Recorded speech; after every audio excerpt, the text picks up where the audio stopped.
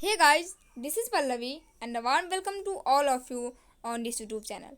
If you want to watch related content on the study, then please subscribe to our channel and press the bell icon for more latest update. दोस्तों आज के session को हम सभी शुरू करते हैं एक मोटिवेशनल कोट के साथ।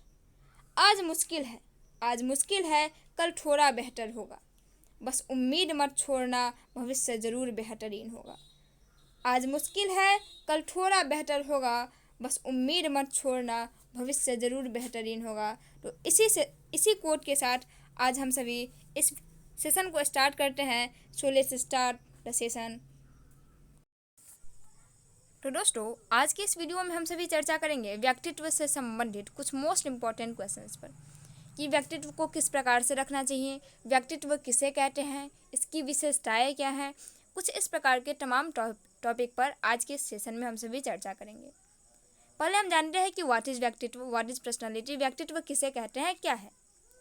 प्रत्येक व्यक्ति में कुछ विशेष गुण या विशेषताएं होती हैं जो उन्हें दूसरों व्यक्ति से अलग बनाती है। दूसरों व्यक्ति में वो विशेषताएं, वो गुण नहीं होते। इन्हीं गुणों के कारण ही प्रत्येक व्यक्ति एक दूसरे से भिन्न अलग बनता है। व्यक्ति के इन गुणों का समुच्चय ही व्यक्ति का व्यक्तित्व कहलाता है। क्या है दोस्तों, प्रत्येक व्यक्ति में कुछ विशेष गुण या विशेषताएं होती हैं जो दूसरे व्यक्ति में नहीं होती, और इन्हीं गुणों के कारण ही प्रत्येक व्यक्ति एक दूसरे से भिन्न होता है। व्यक्ति के इन गुणों का जो समुच्चय है वही व्यक्ति का व्यक्तित्व कहलाता है। व्यक्तित्व शब्द इंग्लिश में पर्सनालिटी शब्द से निर्गत है। इंग्लिश में इस शब्द का उत्पत्ति यूनानी भाषा पर्सोना शब्द से हुई है, जिसका मीनिंग होता है नकाब या मास्क। पर्सोना का मीनिंग होता है नकाब या फिर मास्क। सामान्यतः व्यक्तित्व से अभिप्राय व्यक्ति के रंग, रूप, कद, लंबाई, चौड़ाई, मोटाई, पतलापन अर्थात शारीरिक ढांचा, शारीरिक संरचना के आधार पर तथा व्यवहार और मृदुभाषी होने के आधार पर लगाया जाता है। व्यक्तित्व का अभिप्राय क्या है? व्यक्ति के रूप, रंग, कद, लंबाई, चौड़ाई अर्थात शारीरिक संरचना के आधार पर और व्यवहार तथा मृदुभाषी होने के आधार पर व्यक्तित्व का आधार लगाया जाता है। और व्यक्तित्व के बारे में ये धारणाएं बनी हुई हैं।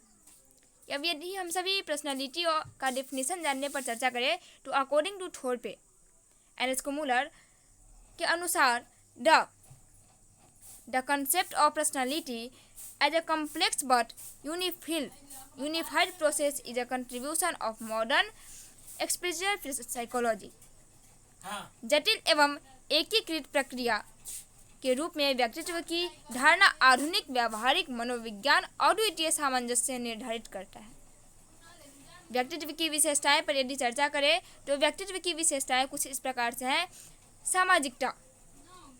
सामाजिकता के आधार पर भी व्यक्तित्व का अंदाजा लगाया जाता है। व्यक्तित्व की पहली विशेषता है सामाजिकता। व्यक्तित्व की पहली विशेषता क्या है? सामाजिकता। समाज से पृथक मानव और उसके व्यक्तित्व की कल्पना नहीं की जा सकती। मानव में आत्मचेतना का विकास तभी होता है जब वह समाज के अन्य व्यक्तियों के संपर्क में आकर के क्रिया करे और अंतःक्रिया करे। दोस्तों आप सभी समझ गए होंगे कि सामाजिकता का क्या अर्थ है। कोई भी व्यक्ति समाज में रहता है और समाज में रहने के नाते उसे सामाजिकता का पूरा ज्ञान होना जरूरी होता है। मानव में आत्मचेतना का विकास तभी होता है जब वह समाज के अन्य व्यक्तियों के संपर्क में आकर क्रिया और अंतःक्रिया करता है। अब यदि हम सभी आगे चर्चा करें तो आत्मचेतना किसे कहते हैं? व्यक्तित्व की दूसरी विशेषता है आत्मचेतना। व्यक्तित्व की जो दूसरी विशेषता है वह है आत्मचेतना। इसी विशेषता के कारण मानव के सभी जीवधारियों से सर्वोच्च स्थान प्राप्त किया है। मानव में आत्मचेतना है, इसीलिए मानव सभी जीवधारियों से अलग स्थान प्राप्त किया है, सर्वोच्च स्थान प्राप्त किया है और उनके व्यक्तित्व की उपस्थिति को स्वीकार किया जाता है। अब यदि हम सभी तीसरे विशेषताएं पर चर्चा करें तो यह है दृढ़ इच्छा शक्ति, स्ट्रॉन्ग विल पावर। व्यक्तित्व की तीसरी मुख्य विशेषता है दृढ़ इच्छा शक्ति का होना। यही शक्ति जो है व्यक्ति के जीवन की कठिनाइयों से संघर्ष करके अपने व्यक्तित्व को उत्कृष्ट बनाने की क्षमता प्रदान करता है। एसएस के अकॉर्डिंग व्यक्ति का व्यक्तित्व ही उस व्यक्ति के व्यक्ति होने की संभावना को दर्शाता है। इसके अकॉर्डिंग व्यक्ति का व्यक्तित्व ही उस व्यक्ति के व्यक्ति होने की संभावना को दर्शाता है। यदि हम सभी व्यक्तित्व के जैविक निर्धारण पर चर्चा करें कि व्यक्तित्व के जैविक निर्धारक कौन कौन से हैं, तो व्यक्तित्व के जैविक निर्धारण कुछ इस प्रकार से है। आनुवांशिक, स्रावी ग्रंथियाँ, शारीरिक गठन और शारीरिक रसायन, ये सभी व्यक्तित्व की जैविक निर्धारक हैं।